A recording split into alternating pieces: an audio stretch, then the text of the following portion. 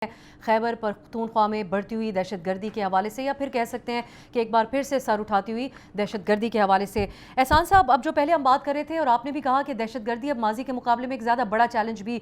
بن چکی ہے، اس میں ایک بات تو نظر آتی ہے کہ جو ماڈرن ایکوپمنٹ اور اسلحہ ان کے پاس موجود ہے امریکہ کا چھوڑا ہوا، لیکن وزیر دفاع ایک اور بات بھی کرتے ہیں کہ یہ دہشت گرد اور ایون افغان رجیم کے حوالے سے بھی یہ بات کہی جاتی ہے کہ وہ بھارت کی پراکسی بن چکے ہیں۔ یہ جدید ٹیکنالوجی جو ان کو میسر ہے اور ہمارے ہاں پولیس کے پاس نہیں ہے، کیونکہ ہم دیکھ رہے ہیں ڈرون اٹیکس بھی ہوتے ہیں جبکہ پولیس جو ہے وہ آن گراؤنڈ ہے، وہ اس کا جواب دینے کے لیے ان کے پاس کچھ نہیں ہے۔ لیکن دوسری طرف آپ سمجھتے ہیں کہ انٹرنیشنل جو اس کے اندر اگر بھارت کی انوالومنٹ ہے تو وہ بھی اس کو زیادہ چیلنجنگ بنا دیتی ہے؟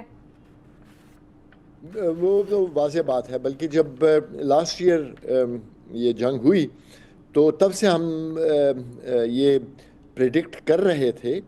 کہ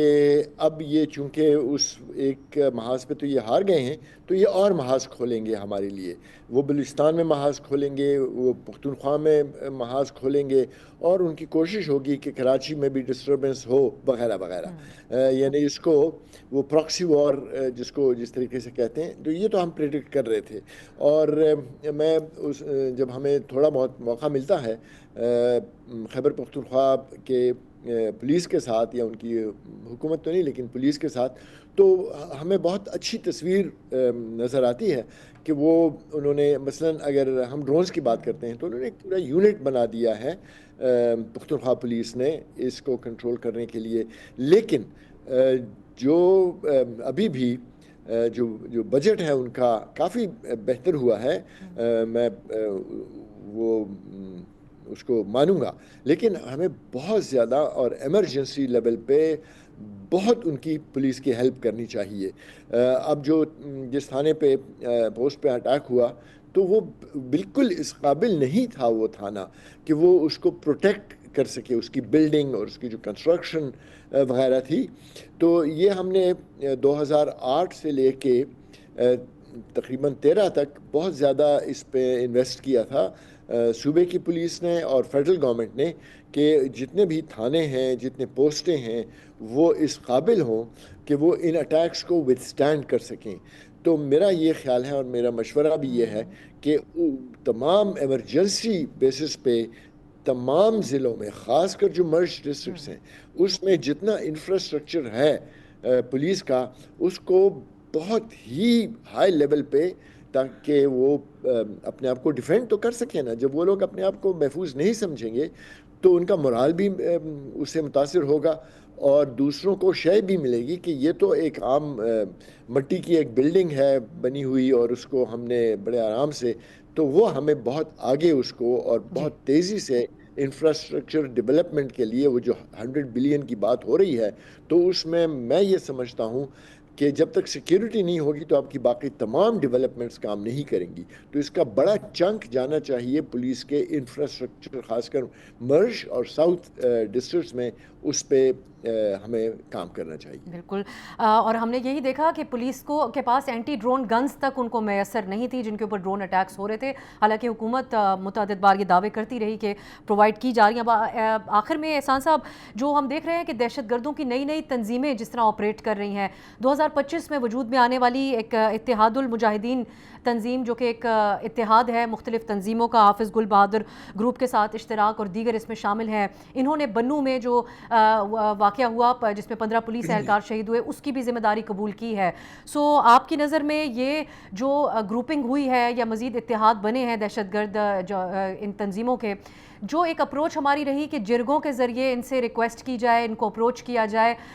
وہ اور اس میں لوکلز کی بھی بڑی سپورٹ اس جرگوں کے سلسلے کو حاصل رہی، اس نے بھی ایک طرح سے حوصلہ افزائی کی ہے ان دہشت گرد تنظیموں کی؟ اصل میں یہ جو جرگہ اور یہ جو ہم کرتے ہیں نا، یہ وار ٹائم چیزیں نہیں ہیں، یہ پیس ٹائم چیزیں ہیں، کہ آپ دشمن کے اوپر قابو پا کر اور ان کو نیچے لگا کر تو پھر مذاکرات ہو سکتے ہیں، پھر جرگہ ہو سکتا ہے، کیونکہ جب آپ کا ہاتھ اوپر ہوگا تو آپ جو ڈکٹیٹ کرائیں گے وہ اس کو مانیں گے۔ وہ تھا تقریباً 2018-19 میں وہ وقت تھا۔ اب تو وہ اٹیکس کر رہے ہیں اور آپ ڈیفینڈ کر رہے ہیں، تو اب اگر آپ ان سے مذاکرات اور جرگے ورگے کریں گے، حالانکہ جرگہ اب ختم ہو چکا ہے، جرگہ پختون ولی کا ایک رکن تھا، جب پختون ولی آپ کی ختم ہو گئی ہے تو جرگے اور میل مستیا اور یہ ساری چیزیں اب ماضی کا حصہ بن گئی ہیں. لیکن اگر آپ کا ہاتھ ان کے اوپر ہوگا تو وہ آپ کے شرائط مانگیں گے.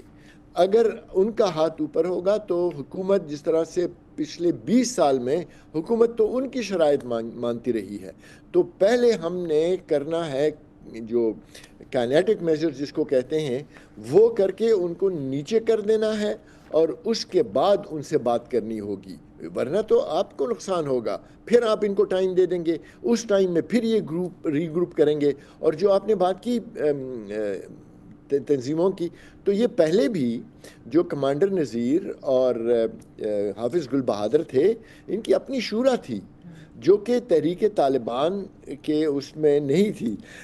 بدقسمتی سے اس وقت یہ گڈ طالبان میں آتے تھے، کیونکہ یہ صرف افغانستان میں اٹیکس کرتے تھے، پاکستان میں نہیں کرتے تھے. جو دوسرے تھے وہ بیڈ طالبان تھے، کیونکہ وہ صرف پاکستان کے اندر اٹیک کرتے تھے. اب کیا ہو گیا ہے، وہ مرج ہو گئے ہیں. مطلب وہ مرج اس طرح سے نہیں، لیکن ان کے جو آبجیکٹیوز ہیں وہ ایک ہو گئے ہیں.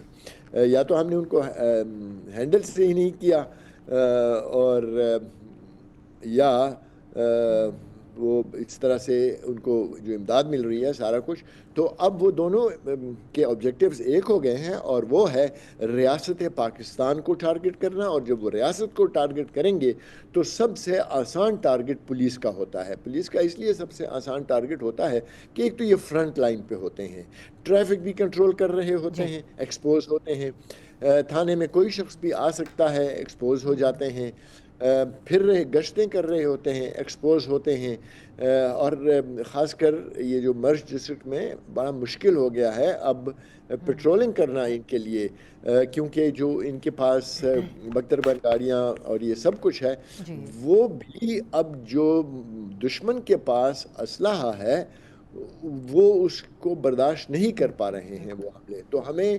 جو 100 بلین ہے، 200 بلین ہے، جتنا بھی ہے، اس کا بہت بڑا چنک جانا چاہیے پولیس انفراسٹرکچر کو. میں بھی ٹرمپ کی طرح انفراسٹرکچر نہیں بول پا رہا ہوں، انفراسٹرکچر کو بہتر بنانا ہے وغیرہ وغیرہ. آپ نے اپنی گفتگو میں اس بات پر زور دیا ہے کہ پولیس اسٹرکچر کو مضبوط بنانے کے لیے ضرورت، اور جو پولیس ہے خاص کر قبائلی اضلاع میں، اس کو امپاور کرنے کی ضرورت ہے تاکہ اس دہشت گردی کا مقابلہ کیا جا سکے. بہت بہت شکریہ احسان غنی صاحب آپ کے قیمتی وقت اور قیمتی رائے کے لیے. ناظرین، ایک بریک کی طرف جاتے ہیں. کراچی سے جو کل خبر سامنے آئی، خاتون منشیات فروش، اس کی گرفتاری، اور اس کے بعد آج کیا اہم پیش رفت ہوئی ہے عدالت میں اور سینٹ کی داخلہ کمیٹی میں، اس کی تفصیل آپ کے سامنے رکھیں گے. اور سندھ حکومت کا موقف. سبسکرائب کریں اور بیل دبائیں تاکہ کوئی خبر رہ نہ جائے.